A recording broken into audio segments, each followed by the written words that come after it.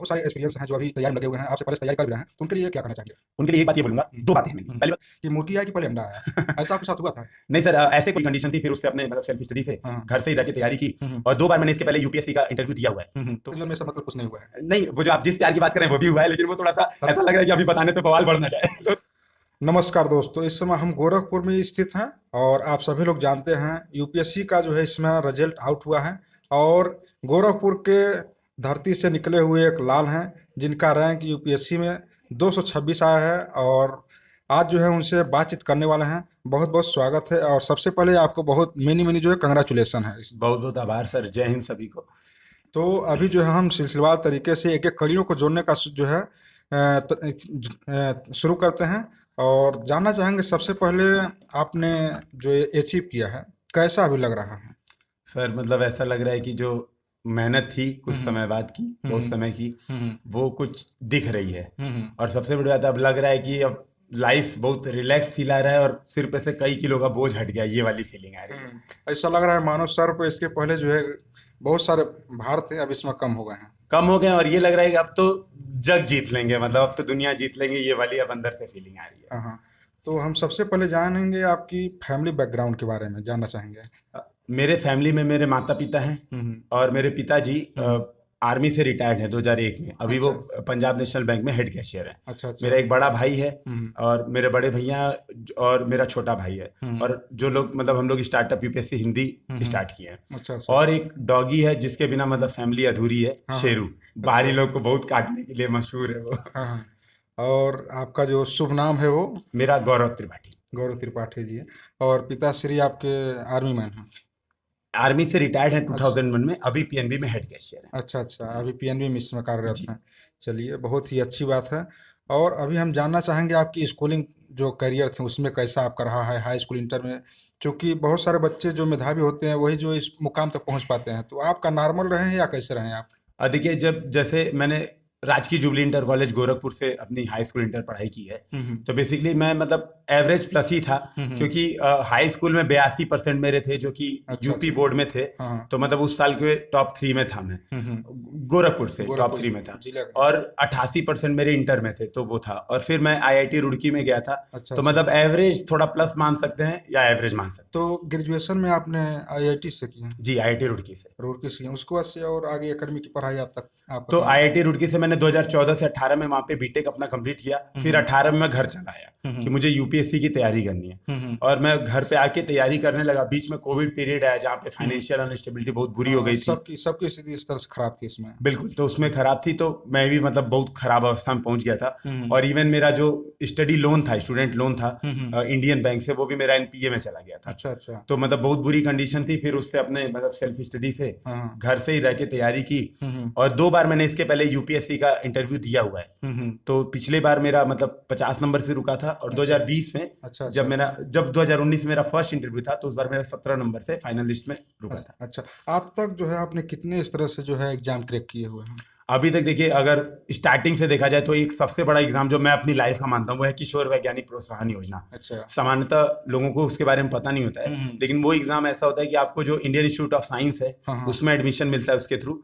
और आपको Nanyang technical university जो कि सिंगापुर में है, वर्ल्ड की टॉप 50 यूनिवर्सिटीज में से एक है, तो वहां पे भी एडमिशन उसके थ्रू मिलता है। अच्छा। वहां से आपका अपर क्राइटेरिया में पहुंच जाते हैं। फिर मैंने आईआईटी जेईई का एग्जाम निकाला। फिर मैं 2020 में पीसीएस में सेलेक्ट हुआ था, डिस्ट्रिक्ट यूथ वेलफेयर ऑफिसर की पोस्ट। अच्छा। और अभी मैं यूपीएससी में सेलेक्ट हुआ।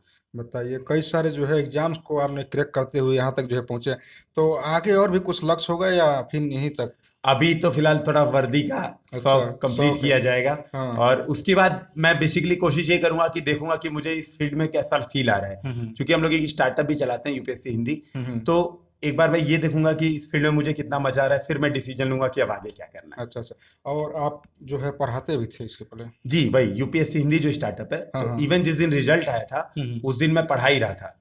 तो एक किनारे मैंने मोबाइल में रिजल्ट ओपन किया था, मतलब देख रहा था कि अब आ जाएगा अब आ जाएगा, और घबराहट अंदर से बहुत ज्यादा हो रही थी। और मैं पढ़ा रहा था उस समय।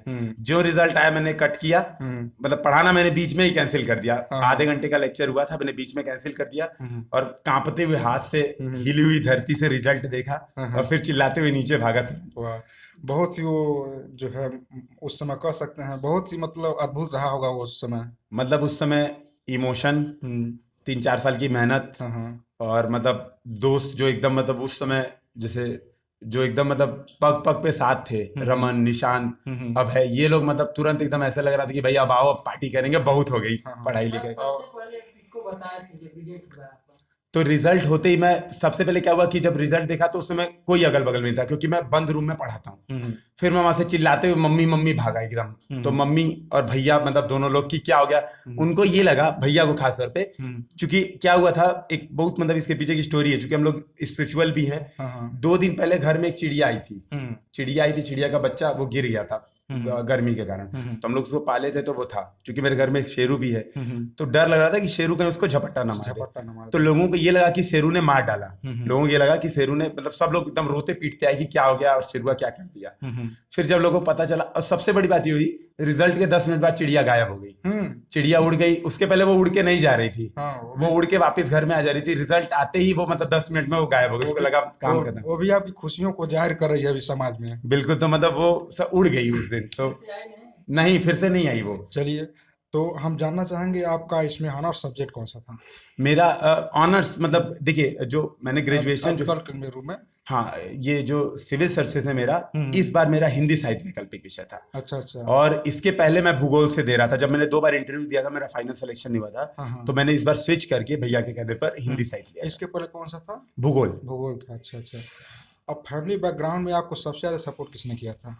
देखिए, फैमिली में सबसे ज्यादा सपोर्ट बड़े भैया, मतलब माता पिता तो मतलब करते ही हैं, वो तो सबके घर करते हैं। लेकिन चूंकि हम लोग जब आईटी की तैयारी करते थे, 5 लोग हम लोग का ग्रुप था, जो अभी भी हैं साथ में। हाँ हाँ। सबसे बड़ी बात है, 11th 12th से हम लोग साथ में हैं। हाँ, अभी देखे हैं यहाँ पर लोग थे। तो तो हम लोग क्या कहते हैं ना, मतलब 11th 12th से तो भैया हम सबके मतलब समझिए माता पिता की भूमिका निभाते हैं। मतलब लोग इन लोग से उतना, अपने माता पिता से उतना क्लोज नहीं है।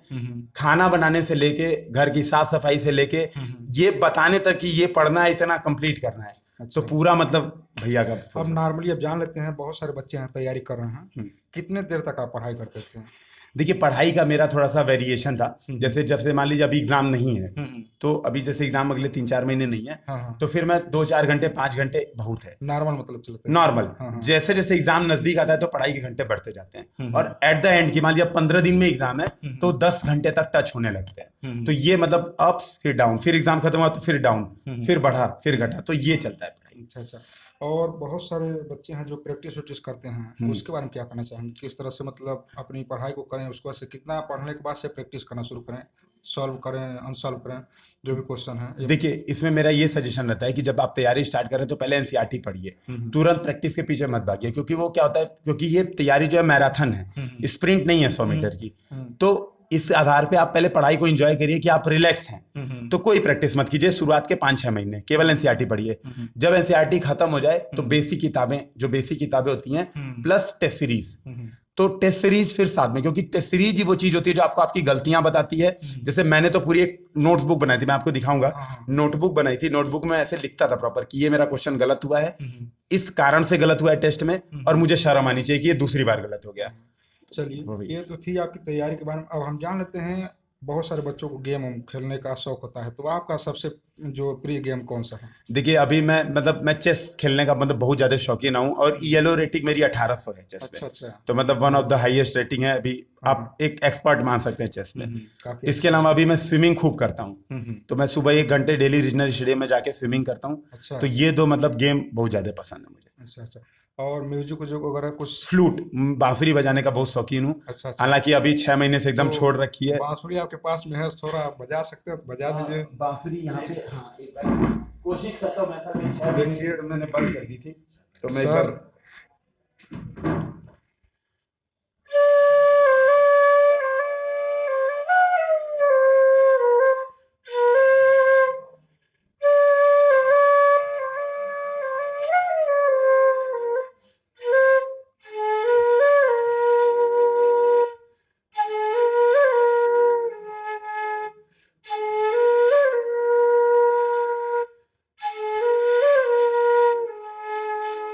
रेस सर थोड़ा सा असल में क्या है कि प्रैक्टिस छूट गई है, मतलब एकदम बहुत दिन से छुआ धुन नहीं। कौन सा है? देशभक्ति वाला धुन है ना? हाँ, ये कल हो ना हो कल हो। गाना है, कल हो ना हो।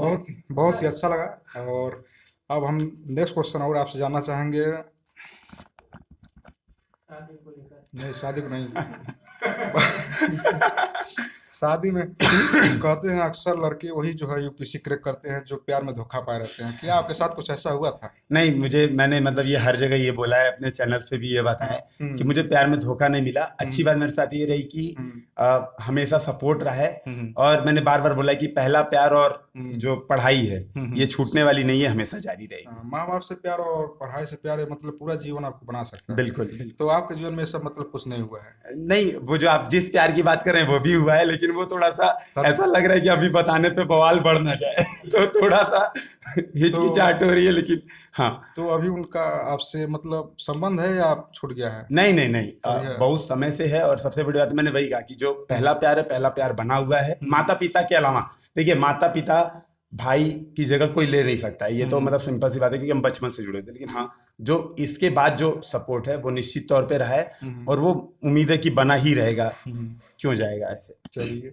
बहुत अच्छा लगता है। मतलब इस तरह से कोई अंदर से लोग सपोर्ट कर रहे हैं, फिर बाहर से भी सपोर्ट मिल रहा है, अच्छा लगता है। और सर, आपने एक जो पीसीएस की नौकरी थी उसको छोड़ दिया, ऐसा क्यों? देखिए, जैसे यूपी पीसीएस में मतलब जब मैं निकला था तो मेरे दिमाग में यही था कॉलेज से कि मुझे आईएएस बनना है। उस समय मेरे दिमाग में एक माइंडसेट क्लियर था। तो फिर मुझे ये लगा कि अगर मैं पीसीएस ज्वाइन कर लूंगा तो हो सकता है कि ये जो बड़ा वाला टारगेट है खत्म हो जाए। फिर दूसरी चीज ये थी कि हम लोग यूपीएससी हिंदी चलाते थे, तो यूपीएससी हिंदी में ये भी फील आ रही थी कि समय ना दे पाऊँ, कि अगर ज्वाइनिंग कर ली तो हो सकता है। और फिर मुझे ये लग रहा था कि ठीक है, मुझे कुछ एक बार एफर्ट लेना है, ट्राई करना चाहिए, एक बार रिस्क लेना है, देख लेंगे जो होगा अच्छा होगा। तो ये मेन रीजन। चलिए, तो सर हम अगली कड़ियों में आपसे जानना चाहेंगे आपका इंटरव्यू कैसा रहा उस समय? देखिए, यूपीएससी मैंने 3 बार इंटरव्यू दिए हुए हैं। तो पिछले 2 बार मुझे नंबर बहुत खराब मिले थे, मतलब 149 और 160। तो मेरा मतलब बहुत अच्छा एक्सपीरियंस नहीं रहा था। इस बार मुझे 190 मार्क्स मिले हैं, जो कि मतलब अच्छे नंबर है, बहुत अच्छे नंबर है। अच्छा, क्वेश्चन एक बहुत नॉर्मल है और अक्सर जो है इस तरह से जो इंटरव्यू होते हैं उसमें पूछा जाता है कि मुर्गी आया कि पहले अंडा आया। ऐसा आपके साथ हुआ था? नहीं सर, ऐसे क्वेश्चंस मुझसे आज तक नहीं पूछे गए, मतलब कभी नहीं पूछे गए। और सबसे बड़ी बात है कि जनरली जो मेरे दोस्त भी हैं, जो बहुत सारे दोस्त हैं मेरे, तो उनसे भी इस तरह के क्वेश्चंस नहीं पूछे गए। अच्छा अच्छा। क्वेश्चन जो थे बहुत ही नॉर्मल डिस्कशन के थे कि जैसे मैं गोरखपुर का हूं तो योगी जी के बारे में बताओ, गोरखपुर की सबसे बड़ी प्रॉब्लम क्या है। तो बहुत नॉर्मल डिस्कशन इंटरव्यू में हुआ। और बहुत सारे इस तरह से लोग गाना भी गवाते हैं, कुछ चुटकुला वगैरह सुनाते हैं, तो क्या आपने कुछ ऐसा किया था? देखिए, असल में क्या होता है कि इंटरव्यू में जैसे जो स्टूडेंट है, जो सामने गया एस्पिरेंट, तो मान लीजिए वो एकदम टेंशन में है, वो बोल ही नहीं पा रहा है, उसकी आवाज ही नहीं निकल रही है, तो उससे चुटकुला इस वजह से सुनते हैं ताकि उसका भी माहौल हल्का, उसको भी थोड़ा अच्छी फीलिंग है। अच्छा, मैं जब एक बार मॉक इंटरव्यू दे रहा था, एक कोचिंग में मॉक इंटरव्यू दे रहा था, तो वहां मैं बहुत ज्यादा नर्वस था, क्योंकि मैं पहली बार गया था कभी इंटरव्यू देने। तो वहां पे मुझसे पूछे थे कि चुटकुला सुनाओ, और मैं इतना ज्यादा नर्वस था कि मैं एकदम रोने वाला था। मैंने कहा मुझे चुटकुला भी नहीं आता है। लेकिन असली इंटरव्यू में जो मैम थी इस बार, उन्होंने मतलब मैं तो मतलब उनको एकदम मानता हूँ कि साक्षात भगवान का रूप थी आई। उन्होंने मतलब सीधे बोला कि बेटा एकदम आराम से बैठो, रिलैक्स रहो, जहां पे दिक्कत आएगी हम लोग सपोर्ट करेंगे, हम लोग बताएंगे, तो कोई दिक्कत नहीं है। तुम्हें जज नहीं करेंगे, पहले ही बोले तुम्हें जज नहीं करेंगे कि तुम्हें आता है कि नहीं, तुम्हारी पर्सनैलिटी टेस्ट है, तुम्हारी पर्सनैलिटी चेक करेंगे। अच्छा। तो ये बात। कितने देर तक इंटरव्यू चला था आपका? 25 मिनट 25 लगभग, यही ऑन एन एवरेज यही चलता है, 20 से 25 मिनट चला। अच्छा। कोई ऐसा क्वेश्चन जो हमारे व्यूअर्स मान लीजिए उनके लिए हो जरूरी, बताइए आप। देखिए, मेरे हिसाब से एक जो व्यू है असफलता वाली बात है। जैसे अभी कुछ दिन पहले पीसीएस का रिजल्ट आया था, यूपी पीसीएस का, तो उसमें मैं फेल हो गया था। इस बार 2022 वाले मैंने फिर से प्रयास किया था कि मुझे एसडीएम या डीएसपी कुछ मिले, तो मैंने फिर से प्रयास किया था, तो मेरा फाइनल रिजल्ट में नहीं आया था।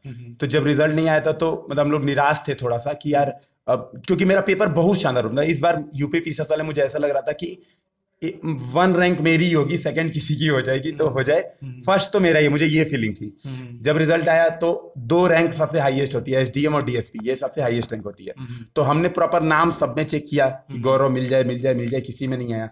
तो हम ये सोच रहे थे कि यार डीएसपी भी नहीं बने, और बताओ भगवान मतलब नहीं चाहते हो सकता है भगवान कुछ और चाहते हो बड़ा करना, तो इस वजह से नहीं सिलेक्शन हुआ।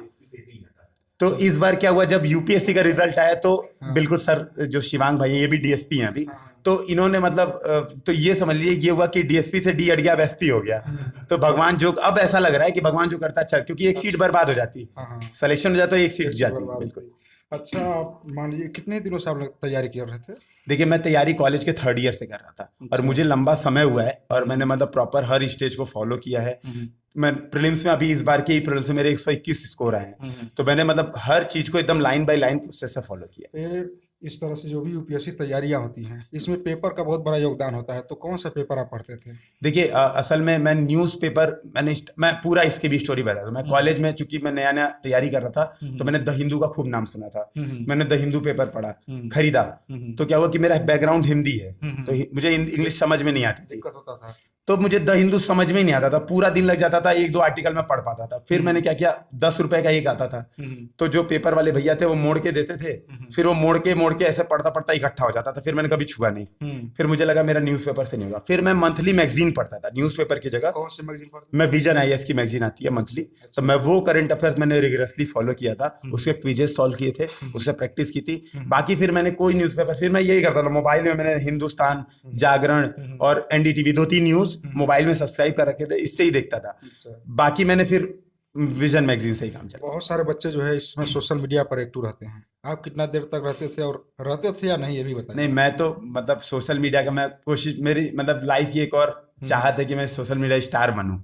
तो मैं मतलब, मैंने बताया जैसे एक यूट्यूब चैनल चलाता हूं, मैं ब्लॉगिंग भी करता हूं, मेरा ब्लॉग चैनल है गौरव त्रिपाठी नाम से। अच्छा अच्छा। उसमें पूरी एक्टिविटी हम लोग शेयर करते हैं कि लोग देखें कि पढ़ाई वढ़ाई क्या चलती है, हम लोग की लाइफ क्या है, लाइफ स्टाइल लोग देखें। तो प्रॉपर चैनल बना, उसमें सुंदरकांड कभी करते हैं तो वो, अच्छा। स्विमिंग करने जाते हैं तो वो, आपस में झगड़ा लड़ाई करते हैं तो वो भी, हर चीज शेयर करते हैं। तो सर मैं मतलब सोशल मीडिया तो मैं पूरे दिन, हम लोग का जो छोटा सा एक डिस्कशन ग्रुप है यूपीएससी हिंदी का, उसमें मैं पूरे दिन मतलब, तो ये है, मैंने हर चीजों को देखे, पढ़ाई करता हूँ तो फोकस करके पढ़ाई करता हूँ।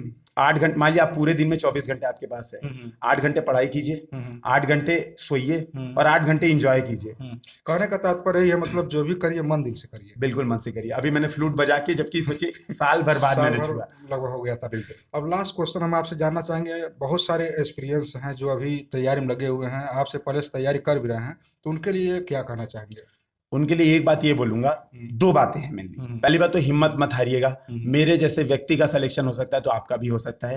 आपके अंदर कोई कमी नहीं है, बात दिमाग में एकदम बनाए रखिएगा। अपने गोल्स छोटे मत करिएगा। आपका एक बार रिजल्ट नहीं आया या 2 बार रिजल्ट नहीं आया, तो ये सोचने के बजाय कि मेरा हो नहीं पाएगा, ये सोचिए कि मेरा इस बार क्यों नहीं हुआ।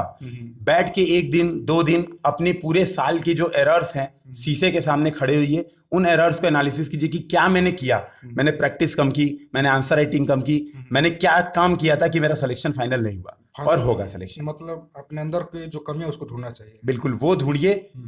अगर आप 10 दिन में भी एक एक कमी कम करेंगे ना, तो पूरे साल में आप बन जाएंगे, सेलेक्ट हो जाएंगे।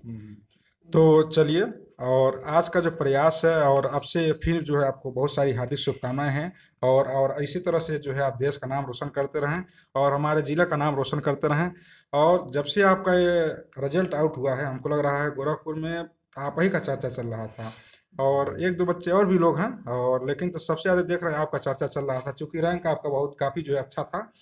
और इन्हीं तमाम शब्दों के साथ जो है एक बार फिर पुनः जो है आपको हार्दिक शुभकामनाएं देते हैं, बहुत बहुत साधुवाद है।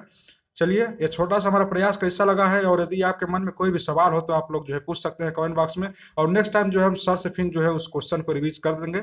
चलिए, बहुत बहुत धन्यवाद, और जय हिंद, जय भारत। जय हिंद, जय भारत।